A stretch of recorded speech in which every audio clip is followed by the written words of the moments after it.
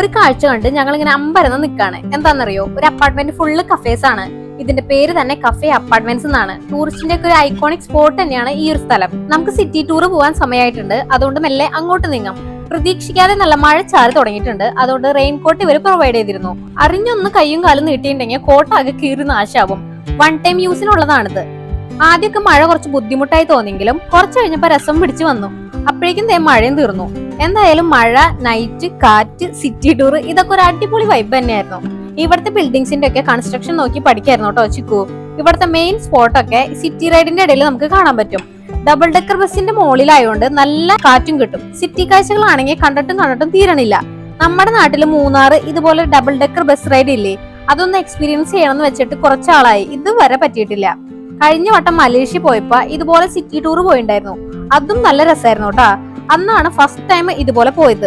റൈഡൊക്കെ കഴിഞ്ഞ് വന്നപ്പോ ചെറുതായിട്ട് വിശക്കാൻ തുടങ്ങി. അപ്പൊ 7-Eleven ഒന്ന് കയറിയിട്ടുണ്ട്. കുറച്ച് അല്ലറ ചില്ലറ സ്നാക്സ് ഐറ്റംസ് ഒക്കെ മേടിച്ചു. ഇന്ന് ഡിന്നറിന് വെറൈറ്റി ആയിട്ട് ഹോച്ചിമിൻ സിറ്റിയിലെ ബിരിയാണിയാണ് ഓർഡർ ആക്കിയത്. നല്ല വെറൈറ്റി അല്ലേ? അപ്പൊ ബിരിയാണി ഒക്കെ കഴിച്ച് ഹാപ്പി ആയിട്ട് കിടന്നുറങ്ങട്ടെ.